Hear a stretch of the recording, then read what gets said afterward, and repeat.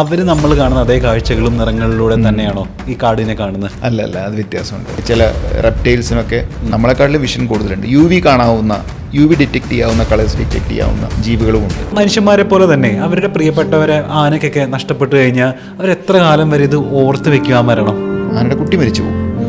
കുട്ടി മരിച്ചു പോയിട്ട് കുറച്ച് ദിവസം അവർ അവിടെ തന്നെ മോൺ ചെയ്യാന്ന് പറയും. നമ്മൾ കരയില്ലേ, എല്ലാവരും കൂടി നിന്നിട്ട് വട്ടത്തിൽ കൂടി നിന്നിട്ട് കരയുന്ന പോലെ നിൽക്കും അവർ.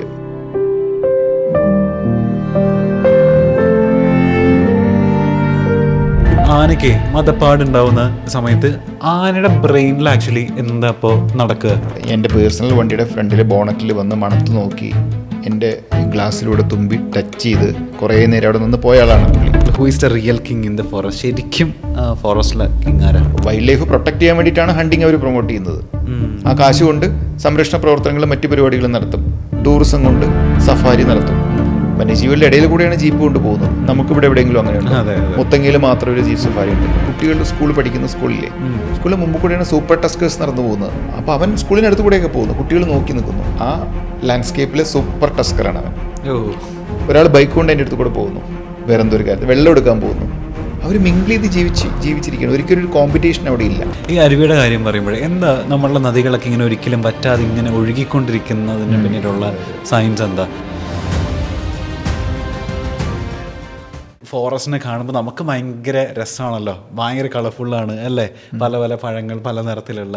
ഈ ആനിമൽസിൻ്റെ വ്യൂ എങ്ങനെയാണ്? അവർ നമ്മൾ കാണുന്ന അതേ കാഴ്ചകളും നിറങ്ങളിലൂടെ തന്നെയാണോ ഈ കാടിനെ കാണുന്നത്?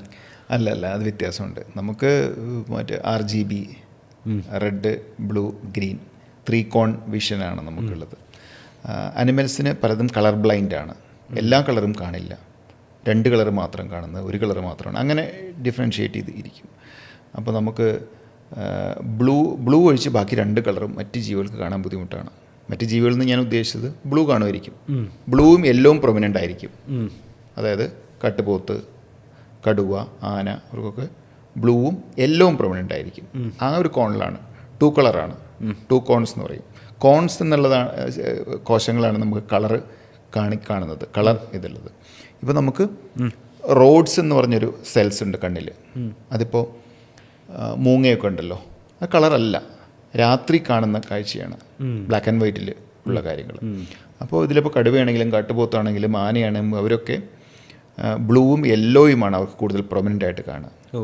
മറ്റ് കളറിൽ ഒരു യെല്ലോ ഷെയ്ഡ് മിക്സ് ചെയ്ത ബ്രൗൺ മിക്സ് ആയിട്ടുള്ള ഷെയ്ഡായിട്ടാണ് അവർക്ക് കാണുക. നമ്മൾ കാണുന്ന പോലുള്ള കളറല്ല. എന്നാൽ നമ്മളെക്കാട്ടിലും കാഴ്ചയുള്ളവരുണ്ട് കേട്ടോ. നമ്മളെക്കാളും കാഴ്ചയുള്ളവരിപ്പോൾ അരണയോ അല്ലെങ്കിൽ പാമ്പിനോ ഒക്കെ, ചില റെപ്റ്റൈൽസിനൊക്കെ നമ്മളെക്കാട്ടിലും വിഷൻ കൂടുതലുണ്ട്. UV കാണാവുന്ന, UV ഡിറ്റക്ട് ചെയ്യാവുന്ന, കളേഴ്സ് ഡിറ്റക്ട് ചെയ്യാവുന്ന ജീവികളുമുണ്ട്. നമ്മളൊക്കെ ഒരു മിഡിൽ എന്ന് വേണമെങ്കിൽ പറയാം. നമ്മളെക്കാളും കാഴ്ചയുള്ളവരുണ്ട്, നമ്മളെക്കാട്ടിലും നമ്മൾ കാണുന്ന കളർ കാണാത്തവരുമുണ്ട്. ഓക്കെ.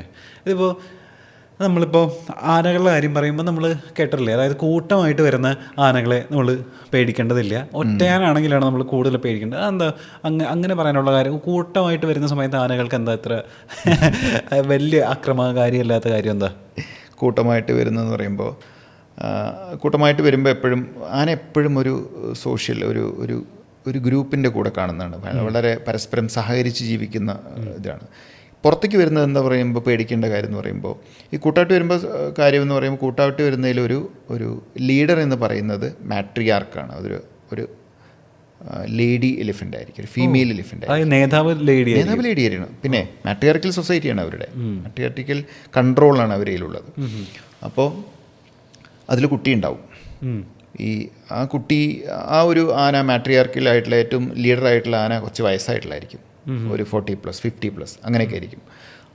പുള്ളിയായിരിക്കും പ്രബലൻ. അപ്പോൾ അതിനുള്ളിൽ എന്ത് പ്രശ്നം ഉണ്ടെങ്കിലും ഡീൽ ചെയ്യുന്നത് പുള്ളിയായിരിക്കും. ഈ കുട്ടിയെ നോക്കുന്നത് പോലും, കുട്ടിയെ പൂർണ്ണമായിട്ട് സംരക്ഷിക്കുന്നത് അമ്മയെക്കാട്ടിൽ ഈ ആനയായിരിക്കും. അപ്പോൾ ഇത് ഈ ആനക്കുട്ടിയെ ചുറ്റിപ്പറ്റിയായിരിക്കും ആ ഗ്രൂപ്പ്. അതിലുള്ള ചെറിയ കുട്ടികളുണ്ടാവും, കുറച്ച് സബ് അഡൾട്ട് ഉണ്ടാവും. ഇതെല്ലാം കൂടിയും ചേർന്നൊരു 8-10 പേരുടെ ഒരു ഗ്രൂപ്പായിട്ടിരിക്കും. ഇതിൽ കുട്ടി വളർന്നൊരു കുറച്ച് കൊമ്പൊക്കെ വന്ന് അവൻ ഇത്തിരി കുസൃതി കാണിച്ചൊരു ടീനേജ് പ്രായമാവും. ഇവനെ തട്ടിപ്പുറത്താക്കും. അവൻ പിന്നെ എന്ത് ചെയ്യും? അവൻ ഒറ്റയായി പോയി.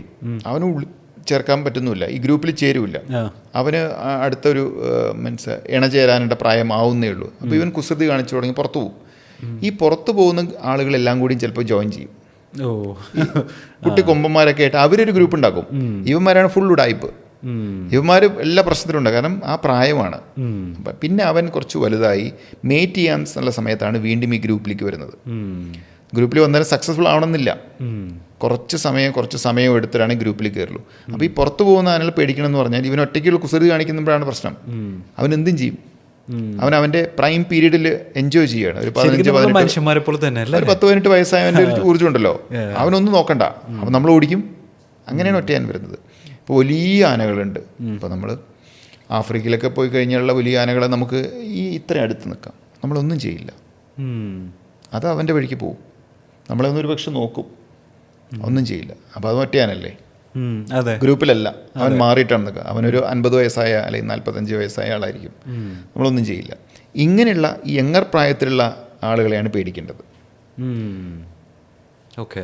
ഇപ്പം നമ്മൾ ന്യൂസിലൊക്കെ കണ്ടിട്ടില്ലേ, ഇപ്പം കുഞ്ഞാന മരിച്ചു പോയിട്ട് അമ്മ ആ കുഞ്ഞാനേനെ വിട്ട് പോകാതെ അതിനെ ചുറ്റിപ്പറ്റി തന്നെ നിൽക്കുന്നത് നമ്മളുടെയൊക്കെ ഭയങ്കരമായിട്ട് കരളലിയിപ്പിക്കുന്ന വാർത്തകളൊക്കെ നമ്മൾ കേട്ടിട്ടുണ്ട്. ഇപ്പം ഈ മനുഷ്യന്മാരെ പോലെ തന്നെ അവരുടെ പ്രിയപ്പെട്ടവരെ ആനയ്ക്കൊക്കെ നഷ്ടപ്പെട്ടു കഴിഞ്ഞാൽ അവരെത്ര കാലം വരെ ഇത് ഓർത്ത് വെക്കുക ആ മരണം?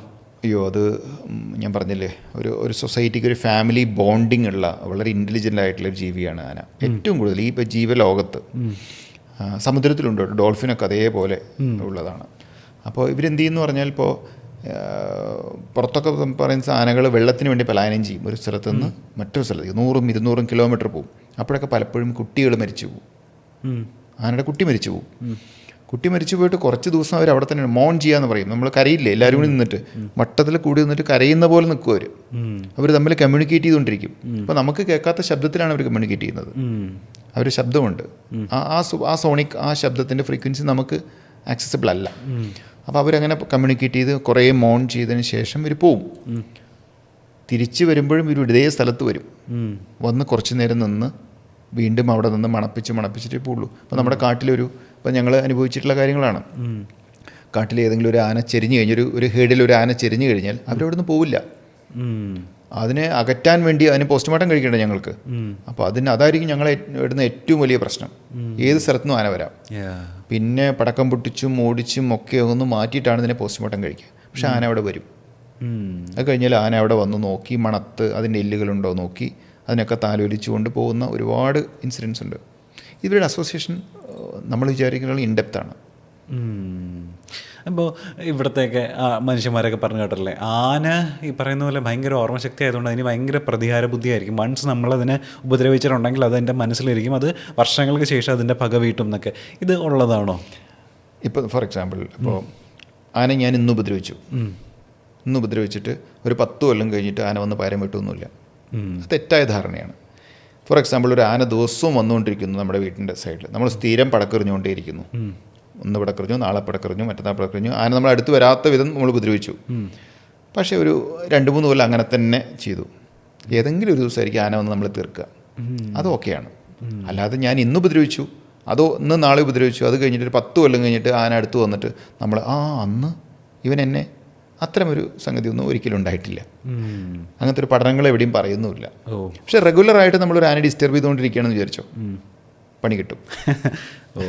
സാർ, നമ്മളിപ്പോൾ ആനകളുടെ കാര്യം പറഞ്ഞ സമയത്ത് അവരുടെ ഒരു യൂണിറ്റിയെ പറ്റി പറഞ്ഞില്ലേ, അതുപോലെ ആനിമൽസിൻ്റെ ഇടയിൽ ഭയങ്കര സൗഹൃദം കാത്തു സൂക്ഷിക്കുന്ന ഒരു ഗ്യാങ് ഉണ്ടെങ്കിൽ ഏതൊക്കെയായിരിക്കും? തീരെ ഒട്ടും ഫ്രണ്ട്ലി അല്ലാത്ത, സൗഹൃദങ്ങൾ ഒട്ടും തീരെ ഇല്ലാത്ത ജീവികളുണ്ടാവുമോ? അത് നമുക്കൊരു ഫങ്ഷൻ ചെയ്യാൻ, അതായത് ജീവിതം മുന്നോട്ട് കൊണ്ടുപോകാൻ ഒരു ഗ്രൂപ്പിൻ്റെ ആവശ്യമുണ്ടെങ്കിൽ അതെപ്പോഴും അവർ തമ്മിലൊരു കണക്ഷൻസ് എപ്പോഴും ഉണ്ടാകും. ഫോർ എക്സാമ്പിൾ മാൻകൂട്ടമൊക്കെ കമ്മ്യൂണിക്കേറ്റ് ചെയ്യുന്നത് നല്ല രസമാണ്. അതായത് അതേപോലെ നമ്മളാവാണെങ്കിലും 2-3 പേര്, പുള്ളിമാനാണെങ്കിൽ ഒരു വലിയ ഗ്രൂപ്പായിരിക്കും, ആനയാണെങ്കിൽ ഒരു ഗ്രൂപ്പായിരിക്കും, പക്ഷേ ടൈഗർ ഒറ്റയ്ക്കായിരിക്കും. അപ്പം അങ്ങനെ. അപ്പോൾ ഇതിലിപ്പോൾ മാനിൻ്റെ കാര്യം പറയുകയാണെങ്കിൽ, രാത്രിയൊക്കെ നമ്മൾ പറമ്പിക്കുളത്ത് കൂടെയൊക്കെ യാത്ര ചെയ്യണമെങ്കിൽ അറിയാം, രാത്രി പോകുന്ന സമയത്ത് ഒരു ഗ്രാസ് ലാൻഡിൽ മാൻകൂട്ടം കിടക്കുന്നുണ്ടാവും. അപ്പോൾ ഒരു വലിയ സർക്കിൾ പോലെയാണ് അവർ കിടക്കുക. എന്നിട്ട് നടുവിൽ കുറേ പേര് കിടക്കും. ചുറ്റുഭാഗമുള്ളവർ ഉറങ്ങില്ല, പലരും ഉറങ്ങാതെ കിടക്കുന്നുണ്ടാവും. അപ്പോൾ ദേ ആർ ഗാർഡിങ്, ആ മൊത്തം ടീമിനെ ഗാർഡ് ചെയ്യാണ്. അപ്പോൾ അവരുടെ ലൈഫ് സൈക്കിൾ കൊണ്ടുപോകാൻ ഒരുമിച്ചാണ് ചെയ്യുക. കാരണം അവർക്ക് ഒറ്റയ്ക്ക് അവർ ദുർബലരാണ്. ഒരുമിച്ചാണെങ്കിൽ ഇതാണ്. ഇപ്പോൾ ഫോർ എക്സാമ്പിൾ, ഇപ്പോൾ നമുക്കൊരു നമ്മളെ ഇവരെ ആക്രമിക്കാനൊരു ജീവി ഓടി വരികയാണെങ്കിൽ, ഇപ്പോൾ കൂടെ ഉണ്ടെങ്കിൽ അവർ ഡൈവേർട്ട് ചെയ്തു പോകും. കോൺസെൻട്രേഷൻ തെറ്റിക്കും. അങ്ങനെയുള്ള പരിപാടികളൊക്കെ ഇവർ ചെയ്യും. അപ്പോൾ അങ്ങനെയുള്ള അവിടെ അറ്റാച്ച്മെൻറ്റ്സ് ഭയങ്കര കൂടുതലായിരിക്കും. ഇപ്പോൾ കടുവകളൊരു 2-3 വർഷം ആവുന്ന സമയത്ത് മാറിപ്പോകുന്നവർ പരസ്പര അറ്റാച്ച്മെൻറ്റ് ഉണ്ടാവും. പിന്നെ സോളിറ്ററി അനിമൽ ആവും.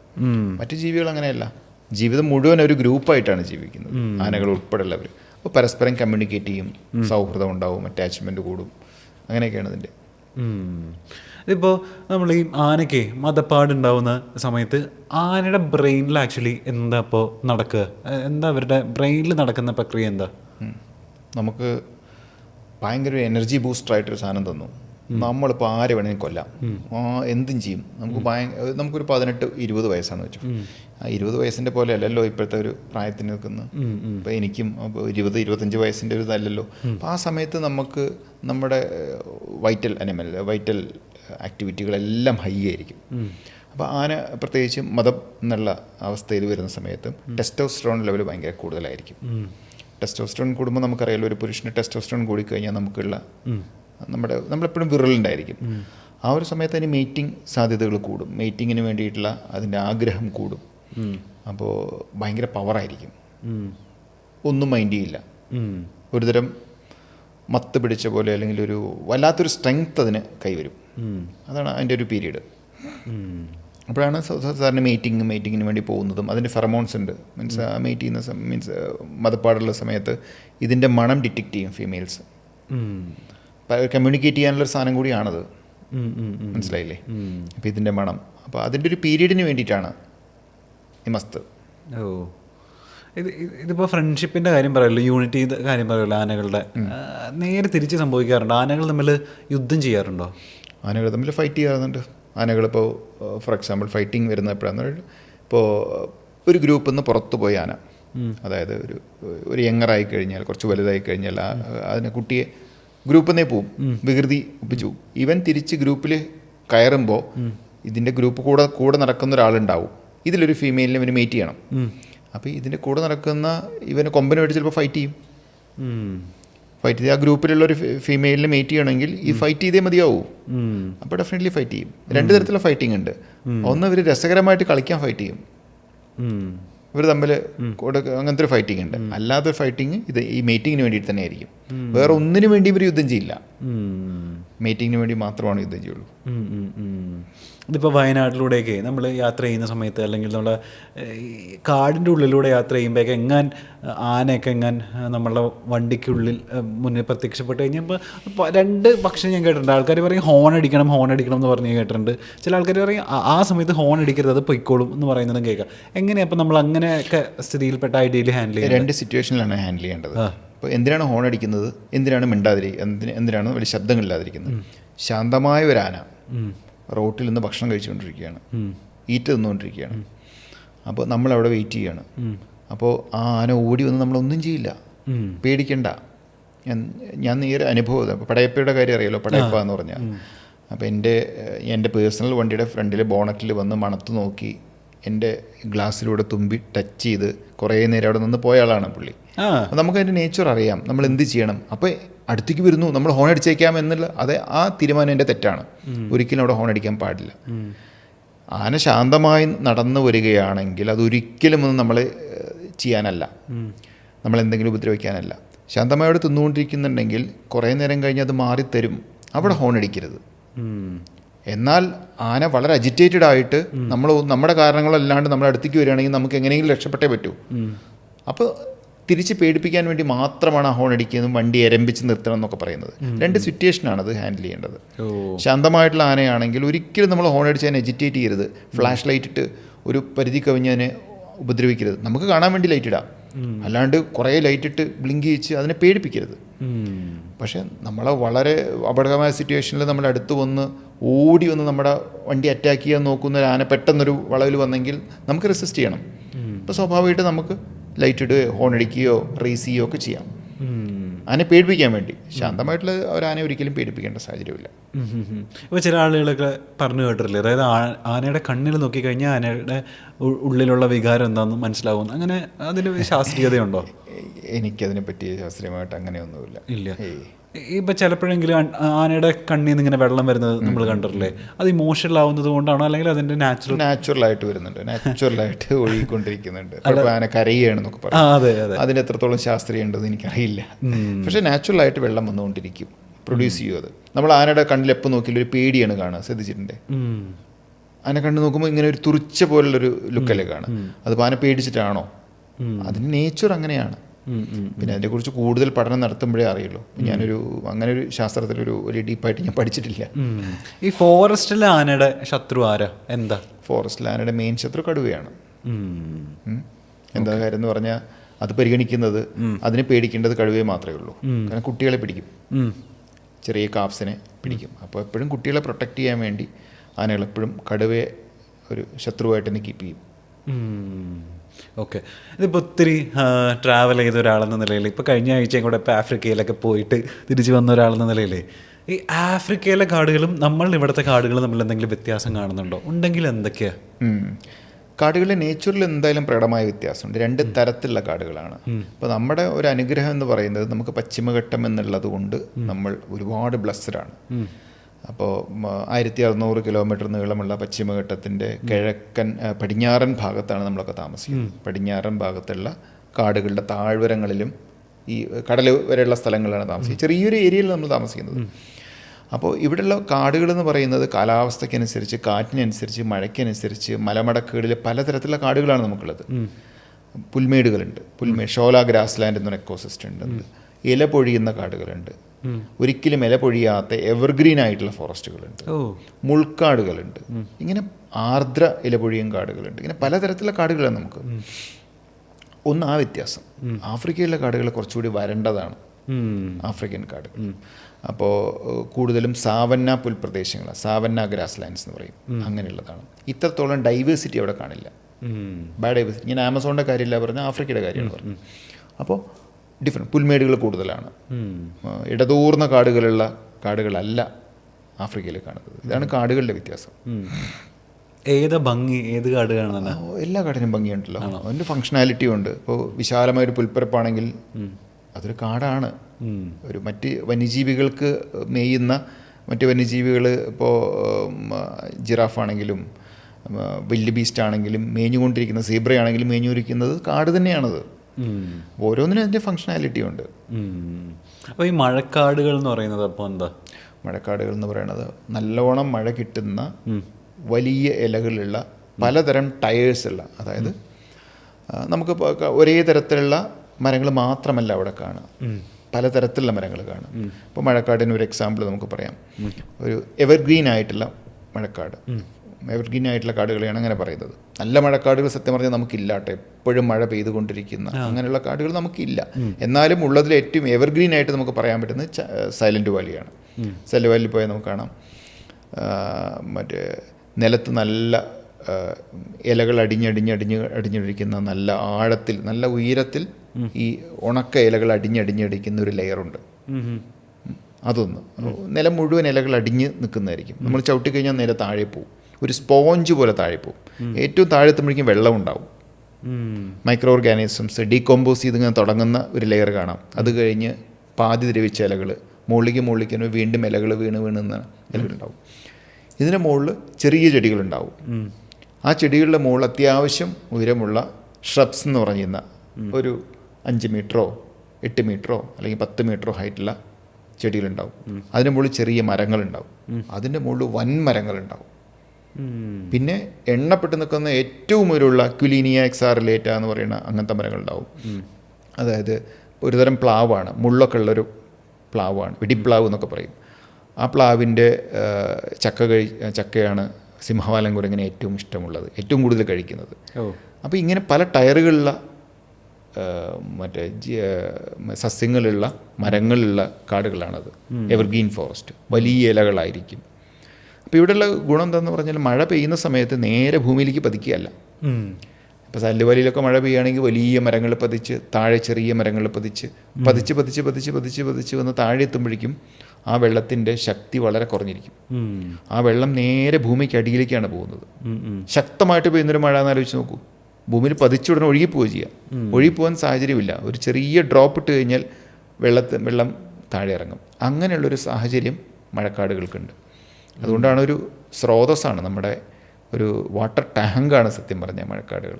അതിൽ പിന്നെ ഊർന്നൂർന്ന് വരുന്ന വെള്ളം നമുക്ക് ഒരു അരുവിയായിട്ട് പിന്നെ പുഴയായിട്ട് കിട്ടുന്നത്. ഈ അരുവിയുടെ കാര്യം പറയുമ്പോഴേ എന്താ നമ്മളുടെ നദികളൊക്കെ ഇങ്ങനെ ഒരിക്കലും വറ്റാതെ ഇങ്ങനെ ഒഴുകിക്കൊണ്ടിരിക്കുന്നതിന് പിന്നിലുള്ള സയൻസ് എന്താ? ഇത് ദിശ മാറി ഒഴുകി എന്തെങ്കിലും പ്രശ്നം ഉണ്ടാവോ? എന്തൊക്കെ മാറ്റങ്ങളാണ് ഒഴുക്ക് മാറിയാലുണ്ടാവുക? ആദ്യത്തെ കാര്യം, നദികൾ എങ്ങനെയാണ് ഇങ്ങനെ അനുസ്യൂതം പ്രവഹിച്ചുകൊണ്ടിരിക്കുന്നതല്ലേ. കേട്ടിട്ടില്ലേ, ഒരു പുഴയിൽ ഒരാൾക്കും 2 പ്രാവശ്യം കാലിടാൻ പറ്റില്ല എന്ന്. നമ്മൾ കാലെടുത്തോടനെ അടുത്തൊരു പുഴയാണ് വരുന്നത്, അടുത്തൊരു വെള്ളമാണ്, അതവിടെ നിൽക്കുകയല്ലോ, ഇതിങ്ങനെ ഒഴുകിക്കൊണ്ടിരിക്കുക. നമ്മൾ വളരെ സിമ്പിളായിട്ട് ആലോചിച്ച് നോക്കൂ, ഒരു പുഴയെ നമുക്ക് ഒരു മിനിറ്റ് തടഞ്ഞു നിർത്താൻ പറ്റുമോ? എത്ര വെള്ളം വരുന്നു? അപ്പോഴാണ് നമുക്ക് പറയാം എത്ര ഒരു സെക്കൻഡിൽ ഇത് ഈ ഒരു ഗ്യാപ്പിൽ എത്ര വെള്ളമാണ് പാസ് ചെയ്ത് പോകുന്നതെന്ന്. ഒരു പുഴയെ എടുത്ത് നോക്കുന്ന, നമുക്ക് ക്രോസ് സെക്ഷൻ എടുത്ത് നോക്കുന്ന സമയത്ത് അറിയാം. അപ്പോൾ ഈ വെള്ളമൊക്കെ എങ്ങനെയാണ് സ്റ്റോർ ചെയ്യപ്പെടുന്നത്? ഇതൊരു ടാങ്ക് പോലെയായിട്ട് സ്റ്റോർ ചെയ്യുകയാണോ? അതൊക്കെ നമുക്ക് സംശയം ഉണ്ടാവും. അപ്പോൾ നമ്മളിപ്പോൾ അറിയുന്നില്ല, നമ്മളൊരു വെള്ളം എടുത്ത് കുടിക്കുന്നു അല്ലാതെ ആ വെള്ളം എവിടുന്ന് വരുന്നു എന്ന് ചിന്തിച്ച് നോക്കുമ്പോഴാണ് ശരിക്കും നമ്മൾ ചെയ്യുന്നതൊന്നും പോരാ. നമ്മളീ പ്രകൃതിയോടൊന്നും തിരിച്ചു ഒന്നും കൊടുക്കുന്നില്ല. നമ്മളെവിടെയാണ് സംരക്ഷിക്കേണ്ടത്? എന്താണ് നമ്മളെവിടെ നിൽക്കുന്നു? മറ്റ് ജീവികളായിട്ട് കമ്പയർ ചെയ്യുമ്പോൾ നമുക്കൊരു വാല്യൂ ഉണ്ടോ എന്നൊക്കെ മനസ്സിലാക്കുന്നത് ഓരോ ഗ്ലാസ് വെള്ളം കുടിക്കുമ്പോഴാണ്. കാരണം ആ ഒരു ചിന്ത നമ്മൾ നേരെ എത്തിക്കേണ്ടത് ഒരു സ്ഥലമുണ്ട്. ഒരു മഴ പെയ്തു കഴിഞ്ഞാൽ എങ്ങനെയാണ് ആ വെള്ളം നമ്മുടെ ഗ്ലാസ്സിലെത്തുന്നത് എന്നുള്ളത്. അപ്പോൾ കാട്ടിലെത്തിയ ഒരു മഴവെള്ളത്തെ എങ്ങനെയാണ് പിടിച്ചു നിർത്തുന്നത്? ആരൊക്കെയാണ് അതിൽ ഒരു ഫങ്ഷൻ ഇടുന്നത്? അപ്പോൾ താഴെ എത്തുന്ന വെള്ളം ഞാൻ നേരത്തെ പറഞ്ഞല്ലോ, ഇലകൾക്കിടയിലൂടെ പോയിട്ട് താഴെത്തി ഈ മരങ്ങളുടെ വേരുപടലങ്ങളിലൂടെ പോയി മണ്ണിൻ്റെ ഉള്ളിൽ അത് സ്പോഞ്ച് പോലെ സ്റ്റോർ ചെയ്യുകയാണ്. ഒരു ടാങ്ക് പോലെ സ്റ്റോർ ചെയ്യലല്ല. ഒരു ടാങ്കാണെങ്കിൽ ടാപ്പ് തുറന്നാൽ സ്പീഡിൽ വരും, സ്പോഞ്ച് പോലെ ആവശ്യത്തിന് ഒരു ഡ്രോപ്പായിട്ട് വരും. അത് പിടിച്ചു നിൽക്കുന്ന ഒരു ഫങ്ഷൻ ഉണ്ടല്ലോ, അതാണ് കാടിൻ്റെ ഫങ്ഷൻ. ഇത് മനസ്സിലാക്കാതെ നമ്മൾ വെള്ളം കുടിക്കുന്നത്. ആ ഒരു കാട് കുറേ മരങ്ങൾ നിൽക്കുന്നു, ആ വെള്ളം സ്റ്റോർ ചെയ്ത് വയ്ക്കുന്നു, വിടുന്നു. സ്റ്റോർ ചെയ്ത് വയ്ക്കുന്നതിനൊരു സയൻസ് ഉണ്ട്. മരങ്ങൾ പോയി കഴിഞ്ഞാൽ സയൻസ് പോയി. ഇപ്പോൾ വെള്ളം നമുക്കൊരു കപ്പിൽ സ്റ്റോർ ചെയ്ത് വയ്ക്കുന്നത് ആവശ്യപ്പെട്ട് എടുത്ത് ഒഴിച്ചു കഴിഞ്ഞാൽ മുഴുവൻ കഴിഞ്ഞു. പക്ഷേ സ്പോഞ്ചിലാണെങ്കിൽ അങ്ങനെയല്ല. അതിന്ന് ഒരു തുള്ളി വരും, അപ്പുറത്തുനിന്നൊരു തുള്ളി വരും, ഇപ്പുറത്തുനിന്നൊരു തുള്ളി വരും. ഇതെല്ലാം തുള്ളികൾ വലിയ തുള്ളിയായി ഒഴുകി അരുവിയായി, ബ്രൂക്സ് എന്ന് പറയും, സ്ട്രീംസായി മാറി പുഴയായിട്ട് വരുന്നു.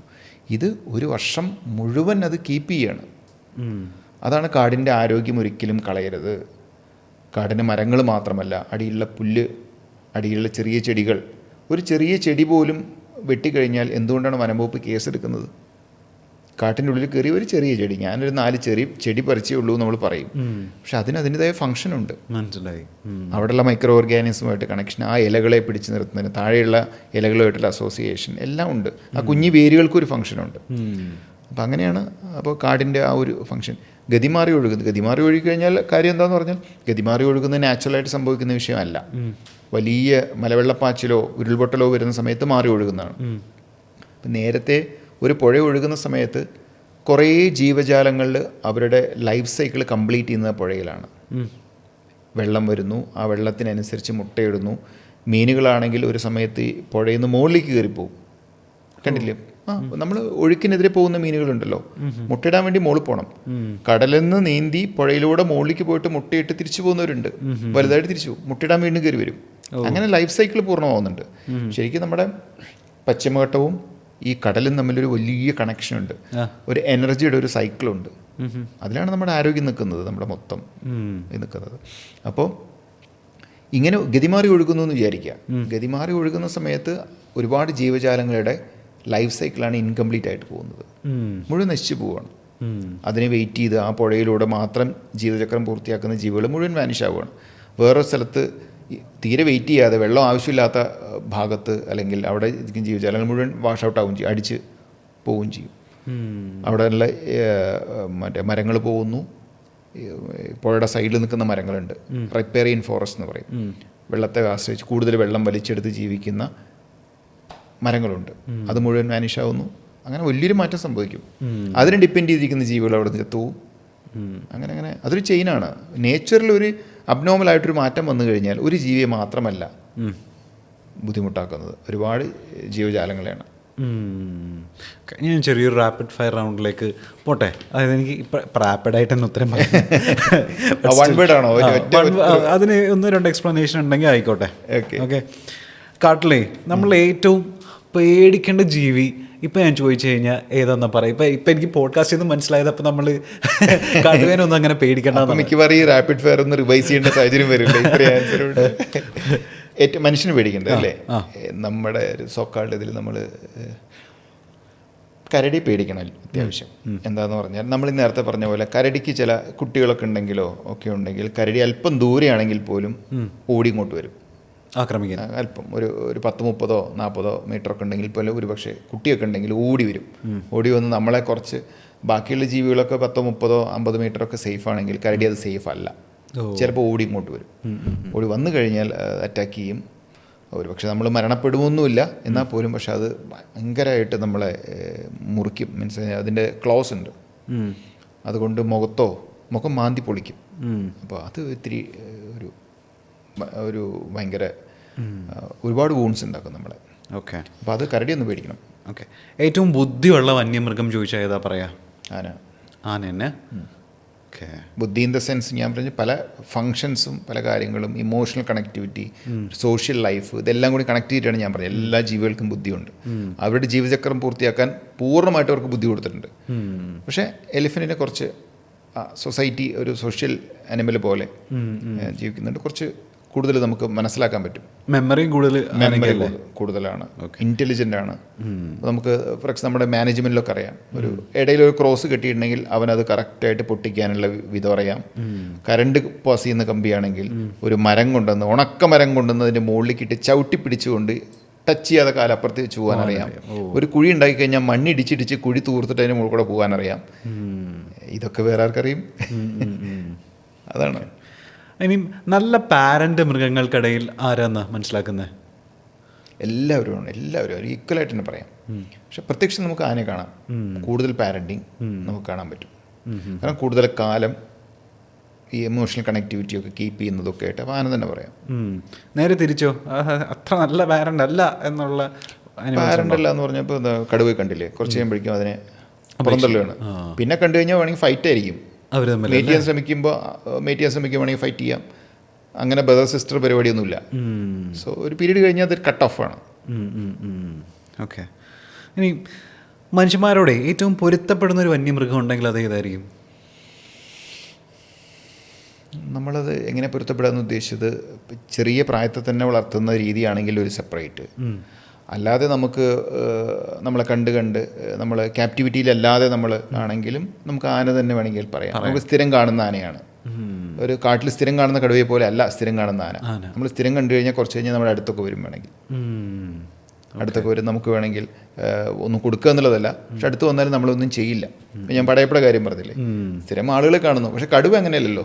കടുവ സ്ഥിരം കാണുകയാണെങ്കിൽ ഒരു അകലം പാലിക്കും. ഇതൊരു അറ്റാച്ച്മെൻറ്റ് ശ്രമിക്കും. മനസ്സിലായി. ഓക്കെ. ഇനി ഏറ്റവും തെറ്റിദ്ധരിക്കപ്പെട്ട ഒരു വൈൽഡ് അനിമൽ ഉണ്ടെങ്കിൽ ഇതിനെ പറയാ?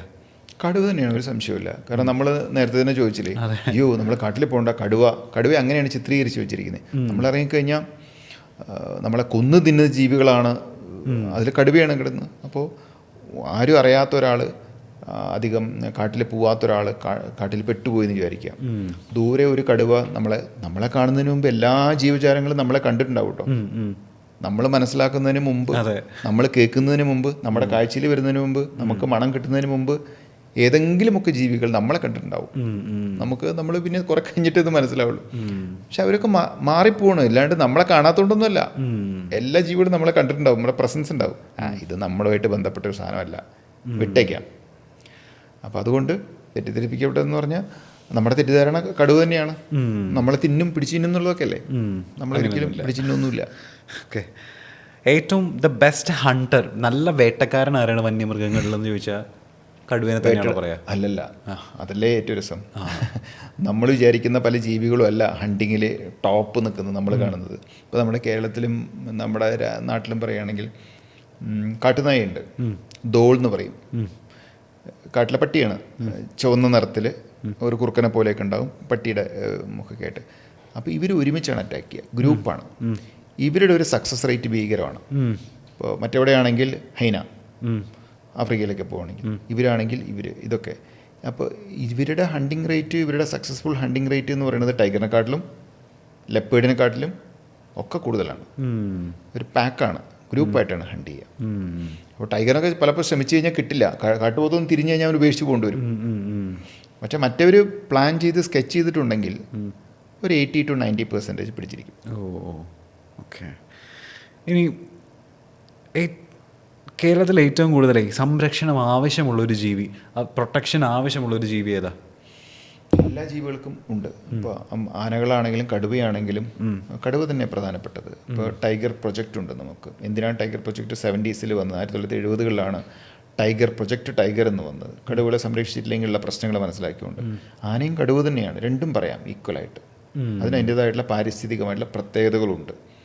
ഒന്ന് വലിയ ഹെർബിവോർ, ഒന്ന് അപ്പെക്സ് ആയിട്ടുള്ള പ്രെഡേറ്റർ. ഇത് രണ്ടിനും തന്നെ പ്രാധാന്യം കൊടുക്കേണ്ടത്. ഓക്കെ. ഇനി last and final, who is the real king in the forest? ശരിക്കും ഫോറസ്റ്റിലെ കിങ് ആരാ?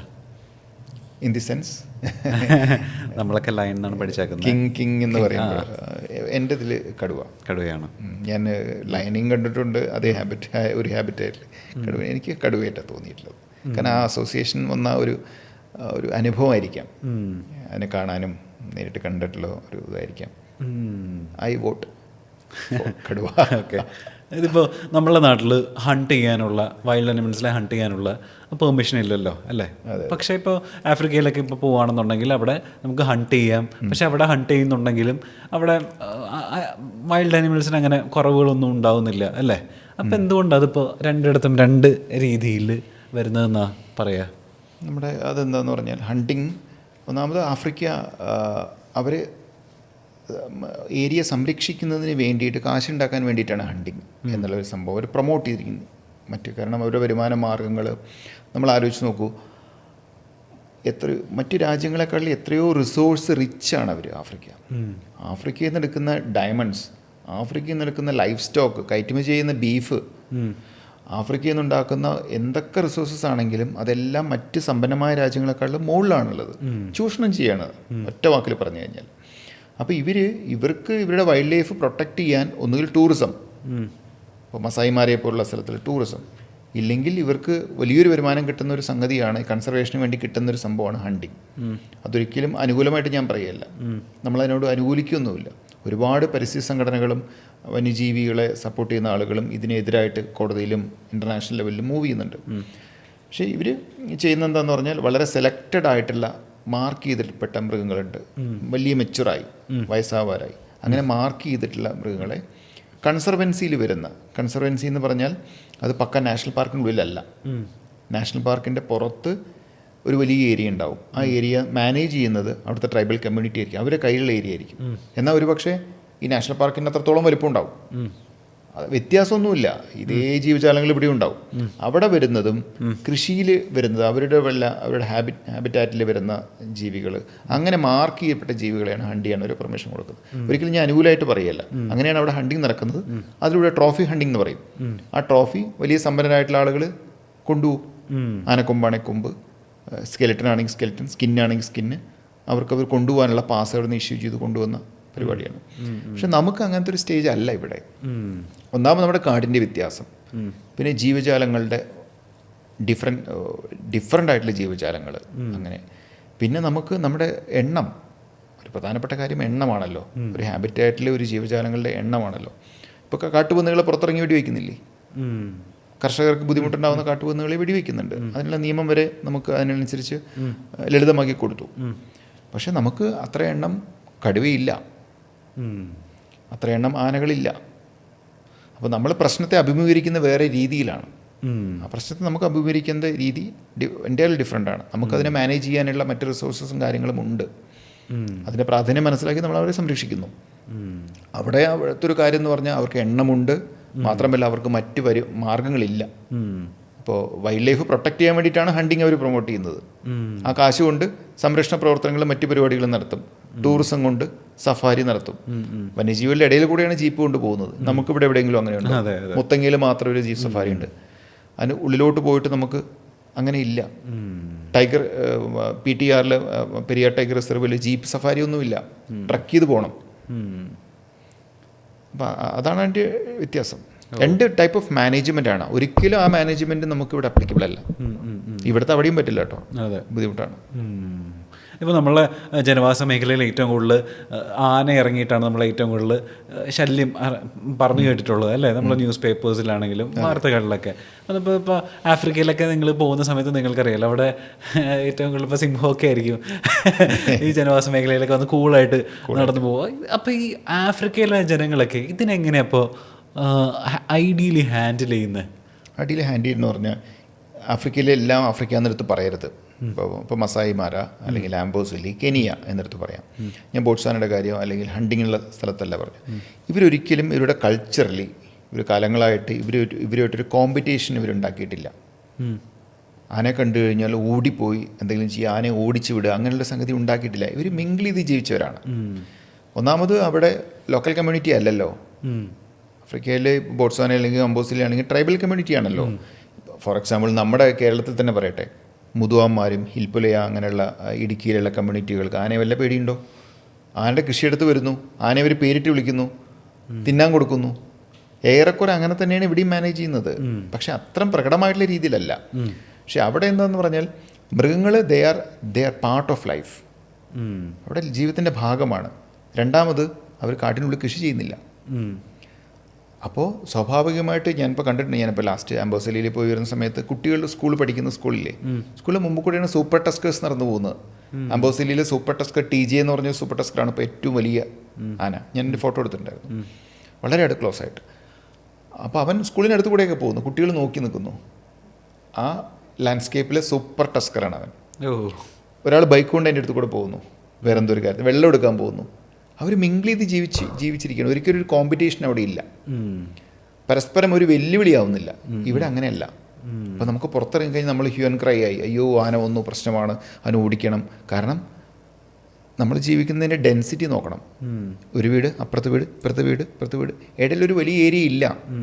അപ്പോൾ നമ്മുടെ ഇടയിലൊരു ആന വരുന്നത് പോലെയല്ല ആഫ്രിക്കയിലെ വിശാലമായ ദൂരെ കിടക്കുന്ന ഒരു കോളനിയുടെ സൈഡിൽ കൂടെ ആന വരുന്നത്. സോ കൾച്ചറലി അവർ കുറേ കാലമായിട്ട് അതുമായിട്ട് താതാത്മ്യം പ്രാപിച്ച് കഴിഞ്ഞിരിക്കുന്നു. പിന്നെ അവരുടെ കൾച്ചർ വൈസ്, അവരുടെ ബിലീഫ് വൈസ് ആന they are part of life. ആന ഒരിക്കലും ഇതുവരെ അങ്ങനെ ഒരു ഡോക്യുമെൻ്റ്, ഞാനിപ്പോൾ ഈ അടുത്ത് എൻ്റെ ഒരു ജ്യേഷ്ഠ സഹോദരൻ എന്ന് വേണമെങ്കിൽ പറയാം, ഒരാൾക്ക് 2 വൈൽഡ് ലൈഫ് ക്യാമ്പുകളുണ്ട്. അപ്പോൾ ഞാൻ അദ്ദേഹത്തോട് സംസാരിക്കുന്ന സമയത്ത് ചോദിച്ചു, നിങ്ങൾ വന്നിട്ടൊരു 10 years ആയില്ലേ, ഒരു മാൻ ആനിമൽ കോൺഫ്ലിക്റ്റിൽ ഏതെങ്കിലും ആളുകൾ ട്രൈബ്സ് മരിച്ചതായിട്ടറിയോ? 10 കൊല്ലമായിട്ടില്ല എന്നാണ് പറയുന്നത്. അങ്ങനെ ഒരു അടി ഉണ്ടാക്കി ആന ഒരാളെ പോലും കൊന്നിട്ട് പോലും ഇല്ല. എന്നാൽ അവരുടെ വീട്ടിൻ്റെ മുറ്റത്ത് ആനയുണ്ട്, ലയൺസ് വരുന്നുണ്ട്, ഇതുവരെ പിടിച്ചിട്ടില്ല. അങ്ങനെ ഒരു ഇവല്യൂഷൻ അവൻ്റെ ഒരു ഭാഗമായിട്ട് അവർ അങ്ങനെ ഒരു രീതിയിൽ ജീവിച്ചു പോയി എന്ന് വേണമെങ്കിൽ പറയാം. ആ സിറ്റുവേഷൻ അല്ല ഇവിടെ. കാടുകൾ ഫ്രാഗ്മെൻറ്റഡ് ആയി, ഇവിടെ കുറച്ച് കാട്, അവിടെ കുറച്ച് കാട്, ഇതിനിടയിൽ കൂടെ റോഡ്. ഈ ആനയ്ക്ക് അങ്ങോട്ട് പോകാൻ ഇത് വഴി ക്രോസ് ചെയ്തേ പറ്റുള്ളൂ. നമുക്ക് ഏരിയകളില്ല, കാടുകൾ ചെറുതായി ചുരുങ്ങിപ്പോയി. ഇങ്ങനെ ഒരു കാരണമല്ല, പല കാരണങ്ങളാണ്. നമ്മളുടെ ഇപ്പോൾ ആഫ്രിക്കയിലുള്ള ഈ മനുഷ്യരും ഈ മൃഗങ്ങളും തമ്മിലുള്ള ഈ സംഘർഷം കുറയ്ക്കാൻ അവർ അഡോപ്റ്റ് ചെയ്തിട്ടുള്ള ഏതെങ്കിലും മാതൃക നമുക്കിവിടെ അനുകരിക്കാൻ പറ്റുന്ന എന്തെങ്കിലും ഉണ്ടോ? ഇല്ല, അത് ഒരു കൾച്ചർ വൈസിന് ഇവല്യൂഷൻ അവരുടെ കുറേ കാലമായിട്ടുള്ള അവരുടെ ജീവിത രീതിയിൽ തന്നെ തുടർന്ന് പോകുന്നു. അവർ പ്രത്യേകിച്ചൊരു സാധനം ചെയ്തിട്ടില്ല, അവരുടെ ജീവിതത്തിൻ്റെ ഭാഗമായിട്ട് പോകുന്ന. നമുക്കതിവിടെ അപ്ലൈ ചെയ്യാൻ പറ്റില്ല, കാരണം അങ്ങനത്തെ ഒരു പരിസ്ഥിതി അല്ല നമുക്കിവിടെ. ഭൗതിക സാഹചര്യങ്ങൾ നമുക്കതില്ല, അത് തീരെ പറ്റില്ല. പിന്നെ കൺസർവൻസി എന്നൊരു കൺസെപ്റ്റ് ഉണ്ട് അവിടെ. കൺസർവൻസി അതായത് ഒരു ഏരിയ മുഴുവൻ, നാഷണൽ പാർക്ക് കഴിഞ്ഞാൽ പിന്നെ കാടിൻ്റെ ഒരു വലിയ ഏരിയ ഇവരുടെ സ്റ്റേക്സിലായിരിക്കും, ഇവരുടെ അധികാരത്തിലായിരിക്കും. അവിടെ വന്നിട്ട് നമുക്ക് വേണമെങ്കിൽ വൈൽഡ് ക്യാമ്പുകൾ തുടങ്ങാം, എക്കോ ടൂറിസം സ്റ്റാർട്ട് ചെയ്യാം. പക്ഷേ ഇവർക്ക് വരുമാനം ഇവർക്കാണ് പോവുക. അപ്പോൾ അത് വെച്ച് അവരിത് ഒരു അനിമലിനെയും പ്രശ്നം ഉണ്ടാക്കാതെ അതതിൻ്റെ വഴിക്ക്, കാരണം അനിമൽ വേണം, ഒരു ടൂറിസം വരികയാണെങ്കിൽ അനിമലിനെ കാണിക്കണ്ടേ. അപ്പോൾ അങ്ങനെ ഒരു കൊടുക്കൽ വാങ്ങൽ അവിടെ നടക്കുന്നുണ്ട്. അപ്പോൾ നമുക്ക് ഇവിടെ ഒരു നിങ്ങളുടെ കൃഷിയിടത്തിൽ ഒരു ആന വരുമ്പോൾ അത് ടൂറിസം ആക്കിക്കോ, നന്നായിട്ട് ആന കാണുന്ന ആന വരുമല്ലോ, നിങ്ങളിവിടെ ചെറിയൊരു ഹട്ടൊക്കെ വെച്ചിട്ട് ആനയെ തൊടാത്ത രീതിയിൽ വന്നു കഴിഞ്ഞാൽ ആനയെ കാണും എന്നുള്ള ടൂറിസം ഇതുവരെ ഇവിടെ ഒരു പ്രാക്ടിക്കൽ രീതിയിലേക്ക് വന്നിട്ടില്ല. ഇപ്പോൾ നമ്മളൊരു ഹോട്ടലും ഒരു റിസോർട്ടും ഉണ്ടാക്കി അവിടെ സ്ഥിരം ആന വന്നു കഴിഞ്ഞാൽ അവിടെ താമസിക്കുന്നവർ പേടിക്കില്ലേ? ദൂരെ നിന്ന് ആനയെ കാണാൻ ഇഷ്ടമാണ്, അടുത്ത ആന വന്നാൽ പ്രശ്നമാണ്. ഞാൻ കുറച്ച് ദൂരെ നിന്ന് കണ്ടോ, ആ മതിലപ്പുറത്ത് ആനയെ കാണാം. പക്ഷെ ആന നമ്മൾ താമസിക്കുന്ന ഇടയിൽ കൂടെയൊക്കെ വന്നു കഴിഞ്ഞാൽ നമുക്കത് ബുദ്ധിമുട്ടാണ്. പക്ഷെ മറ്റവിടെ അങ്ങനെയല്ല, എത്രത്തോളം അടുത്ത് വരുന്നു നോ പ്രോബ്ലം. അങ്ങനെ രണ്ട് രീതിയിലുള്ള മാനേജ്മെൻറ്റാണ്. ഒരിക്കലും അതിവിടെ അപ്ലിക്കബിൾ അല്ല. മനസ്സിലായി. നമ്മളിവിടെ മലയാളികൾക്ക് പ്രത്യേകിച്ച് ഇവിടെ കേരളത്തിലെ നമുക്ക് കാടും ഇതൊക്കെ പരിസ്ഥിതിയൊക്കെ ഭയങ്കര ഇഷ്ടമാണ്. എങ്ങനെ പുറമേ നിന്ന് കാണാൻ വേണ്ടിയിട്ട്, ട്രക്കിങ്ങിന് പോകാൻ വേണ്ടിയിട്ട്. അതിനപ്പുറത്തേക്ക് നമ്മൾ കാടിനേക്ക് വേണ്ടിയിട്ടോ പരിസ്ഥിതിക്ക് വേണ്ടിയിട്ടോ നമ്മൾ ഒന്നും തന്നെ ചെയ്യുന്നുണ്ടാവില്ല. ആസ് എ ഈ ഫീൽഡിൽ വർക്ക് ചെയ്യുന്ന ഒരാളെന്ന നിലയിൽ, ഒരു കൺസർവേറ്റർ എന്ന് പറയുന്ന ഒരു പ്രൊഫൈലിൽ നിൽക്കുന്ന ഒരാളെന്ന നിലയിൽ അടുത്തൊരു 20 വർഷം പിന്നിൽ ആലോചിക്കുന്ന സമയത്ത് നിങ്ങൾ ആശങ്കപ്പെടുത്തുന്ന കാര്യങ്ങളും പരിപാടികൾ എന്തൊക്കെയാണ് ഇവിടെ കേരളം പോലുള്ളൊരു അല്ലെങ്കിൽ ഇന്ത്യ പോലുള്ളൊരു സ്ഥലത്ത്? ഒന്ന്, നമുക്ക് ഡൈവേഴ്സിറ്റി ഭയങ്കര കൂടുതലാണ്. ജൈവ വൈവിധ്യം, ഒരുപാട് തരത്തിലുള്ള ജീവജാലങ്ങൾ നമുക്കുണ്ട്. ഇതെല്ലാം ഇൻ്റർ കണക്റ്റഡ് ആണ്. കാടും അതുമായിട്ട് അഭേദ്യമായിട്ടുള്ള ബന്ധമുണ്ട്. ഇതിനെ ഏതെങ്കിലും വളരെ സെൻസിറ്റീവ് ആയിട്ടുള്ള ഭൂപ്രദേശത്താണ് നമ്മൾ താമസിക്കുന്നത്. അപ്പോൾ കാലാവസ്ഥാ വ്യതിയാനം എന്ന് പറഞ്ഞൊരു കാര്യമുണ്ടല്ലോ.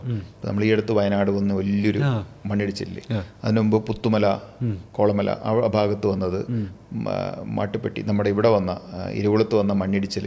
അപ്പോൾ എന്തെങ്കിലും വളരെ സെൻസിറ്റീവ് ആയിട്ടുള്ള എന്തെങ്കിലും ഒരു കാലാവസ്ഥയിലോ കൂടുതൽ മഴ വരുന്ന സമയത്തൊക്കെ താങ്ങാൻ നമ്മുടെ ഭൂപ്രദേശം വളരെ സെൻസിറ്റീവാണ്. അപ്പോൾ അതിലാണ് നമ്മുടെ കാടുകളൊക്കെ നിൽക്കുന്നത്. അപ്പോൾ നമ്മൾ ജീവിക്കുന്നത് ഒരു ഉറച്ച പ്രതലത്തിൽ പരന്നു കിടക്കുന്ന ഡക്കാൻ പീഠഭൂമിയിലല്ല. ഒരു ചെരുവിൽ, ഞാൻ നേരത്തെ പറഞ്ഞ പോലെ ഒരു ചെരുവിലും ആ ചെരുവിനോട് ചേർന്ന് കിടക്കുന്ന ചെറിയൊരു സമതലത്തിലൂടെ നമ്മൾ ജീവിക്കുന്നത്. അപ്പോൾ നമ്മൾ വാല്യൂ ചെയ്യേണ്ട കുറേ കാര്യങ്ങളുണ്ട്. നമ്മൾ തോന്നിയ പോലെ ജീവിക്കാൻ പാടില്ല. അപ്പോൾ നമ്മളൊരു പേടിച്ച് ജീവിക്കേണ്ടത് ഈ ക്ലൈമറ്റിനെ തന്നെയാണ്. അതിശക്തമായ മഴ വരുമ്പോഴും അതിശക്തമായ ചൂട് വരുമ്പോഴും ഒക്കെ നമ്മുടെ ചുറ്റുപാടുമുള്ള ജീവജാലങ്ങൾക്ക് നാശം സംഭവിക്കുന്നുണ്ട്. ഒരു ലാൻഡ്സ്കേപ്പ് മുഴുവൻ മാറിക്കഴിഞ്ഞാൽ അത് മുഴുവൻ നശിച്ചു. ഒരു വലിയ മണ്ണിടിച്ചിൽ വന്നു കഴിഞ്ഞാൽ, ഒരു മല മുഴുവൻ താഴേക്ക് വന്നു കഴിഞ്ഞാൽ ആ ഒരു ഹാബിറ്റാറ്റ് മുഴുവൻ പോവുകയാണ്. ആ ജീവജാലങ്ങൾ മുഴുവൻ പോവുകയാണ്. അപ്പോൾ അത് മാത്രമാണ് നമ്മൾ ശ്രദ്ധിക്കേണ്ടതെന്ന് പറഞ്ഞാൽ ആശങ്കപ്പെടുത്തുന്ന കാര്യം. നമ്മുടെ നേച്ചറിൽ വലിയ മാറ്റങ്ങൾ വരാൻ നമ്മളൊരു കാരണമാവരുത്. ഫോർ എക്സാമ്പിൾ ഞാൻ പറഞ്ഞത്, ഇത്രയും സെൻസിറ്റീവായിട്ടുള്ള ഏരിയകളിൽ നമ്മൾ എന്തൊക്കെ ഡെവലപ്മെൻറ്റ് കൊണ്ടുവരുന്നുണ്ടെങ്കിലും ആദ്യം ആലോചിക്കുക, ഇത് സ്റ്റേബിൾ ആണോ അല്ലയോ. നമ്മളൊരു ധാരണയിൽ ഇതങ്ങോട്ട് വന്നു കഴിഞ്ഞാൽ നമുക്കൊരു വലിയ വികസനത്തിൻ്റെ സാധ്യതകളാണ് തുറക്കുന്നത്. ഒരു മലയെ നമുക്ക് മുഴുവനായിട്ടും കട്ട് ചെയ്യാം, സ്ട്രെയിറ്റ് നമുക്ക് അങ്ങോട്ട് വിടാം എന്നൊന്നും ചിന്തിച്ച് പോകേണ്ട ഒരു സ്ഥിതിയിലല്ല നമ്മൾ, ആ ഭൂപ്രദേശത്തല്ല നമ്മൾ ജീവിക്കുന്നത്. അടിസ്ഥാനപരമായിട്ടുള്ളൊരു ബോധ്യമുണ്ടല്ലോ, അത് ഓരോ ആളുകൾക്കും മനസ്സിലാവണം. ഭൂട്ടാൻ എങ്ങനെ മനസ്സിലാക്കിയത്? മറ്റ് പല ലോകരാജ്യങ്ങളും മനസ്സിലാക്കിയിട്ടുണ്ട്. കുറച്ച് കഴിഞ്ഞിട്ടാണ് പലരും മനസ്സിലാക്കിയില്ല, അയ്യോ ഇത് വേണ്ടായിരുന്നു. എന്തിനു? വളരെ സിമ്പിളായിട്ട് ഞാൻ പറയാം, ഒരു വിവാദത്തിന് വേണ്ടിയിട്ടല്ല. നമ്മൾ കടന്നു പോകുന്ന ഗ്യാപ്പ് റോഡ് എന്ന് പറഞ്ഞ റോഡുണ്ട്, അറിയോ? ഇടുക്കിയിലേക്ക് പോകുന്ന, മൂന്നാറിന്ന് പോകുന്ന ഒരു ഗ്യാപ്പ് റോഡ്. എന്തുകൊണ്ട് ആ ഗ്യാപ്പ് റോഡ് എന്ന് പേര് വന്നു? അതൊരു ഗ്യാപ്പാണ്. ഈ ഗ്യാപ്പ് കൂടെ മാത്രം ഇങ്ങോട്ട് പോയാൽ മതി എന്ന് ബ്രിട്ടീഷുകാർ അന്ന് അതാലോചിച്ചു. മറ്റ് പല കൊള്ളരുതായ്മകൾ ചെയ്തിട്ടുണ്ടെങ്കിൽ പോലും ഇത് സയൻറ്റിഫിക്കലി കറക്റ്റായിരുന്നു. അവിടെ ഒരു മല കട്ട് ചെയ്ത് കഴിഞ്ഞാൽ പ്രശ്നമാണ്. വേണമെങ്കിൽ അവർക്ക് റോഡ് വലുതാക്കായിരുന്നു.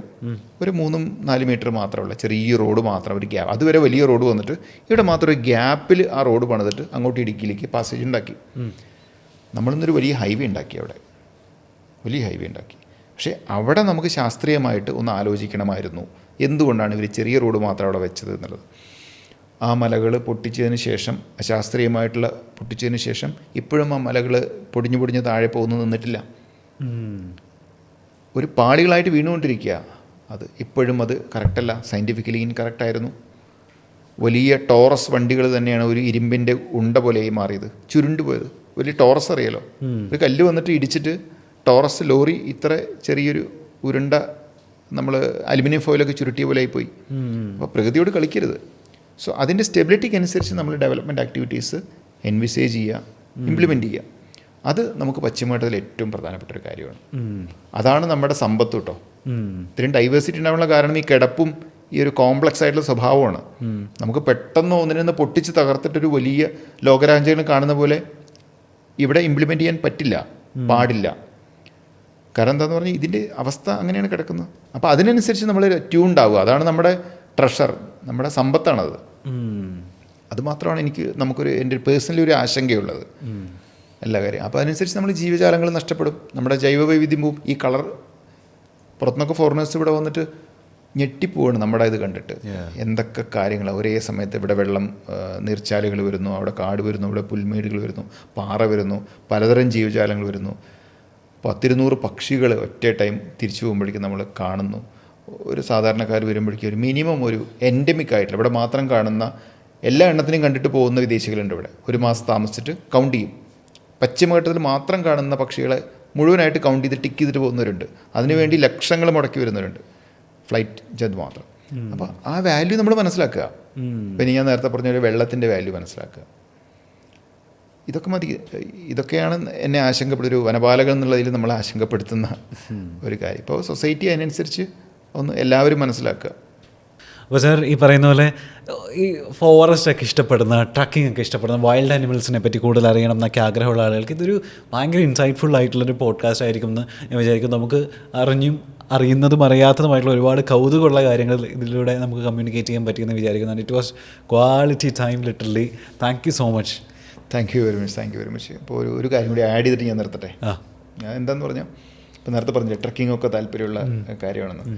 അപ്പോൾ വേണ്ടതൊന്നും വേണ്ട, നമ്മൾ ശാസ്ത്രീയമായിട്ട് വലിയ ജാർഗൺസും ഒന്നും ഇല്ലാണ്ട് കാട്ടിൽ വരിക, സിംപ്ലി ടൈം സ്പെൻഡ് ചെയ്യുക. ഏത് യങ്സ്റ്റേഴ്സ് ആയിക്കോട്ടെ, ഏത് പ്രായത്തിലുള്ളവരായിക്കോട്ടെ, നിങ്ങൾ കാട്ടിൽ വരിക. അധികം ബഹളങ്ങളില്ലാതെ മൊബൈലൊക്കെ ഒന്ന് ഓഫാക്കി വെച്ചുകൊണ്ട് 2-3 ദിവസം വെറുതെ കാട്ടിൽ വന്ന് തിരിച്ചു പോവുക. നിങ്ങൾ ഏത് സ്ട്രീമിലുള്ള ആളായിക്കോട്ടെ, ഏത് കോടീശ്വരനായിക്കോട്ടെ, ഏത് കുട്ടിയായിക്കോട്ടെ, ഏത് ഇതിൽ വർക്ക് ചെയ്യുന്ന ആളായിക്കോട്ടെ, പക്ഷെ നിങ്ങൾ ചെയ്യുന്ന ഒരു ജോലിക്ക് അത് സപ്പോർട്ടാവും. കലയായിക്കോട്ടെ, നിങ്ങൾ ഒരു എൻജിനീയർ ആയിക്കോട്ടെ, നിങ്ങൾ ഏത് രീതിയിലുള്ള ജോലി നിങ്ങൾ സ്വീകരിച്ചോട്ടെ, നിങ്ങളുടെ ജീവിതത്തിൽ ഏറ്റവും ഫ്രൂട്ട്ഫുൾ ആയിരിക്കും ആ സമയം. അത് മാത്രം എനിക്കൊരു മെസ്സേജായിട്ട് കൊടുക്കാനുള്ളൂ. ഒന്നും പഠിക്കണ്ട, ജസ്റ്റ് വന്നു പോവുക. അവൻ അറിയാതെ തന്നെ അവൻ്റെ ഉള്ളിലേക്ക് വലിയൊരു കാട് വളർന്ന് വരും. അതായിരിക്കും അവൻ്റെ ലൈഫിൽ ഏറ്റവും കിട്ടുന്ന വലിയ അനുഗ്രഹം. Okay, thank you so much sir. Thank you.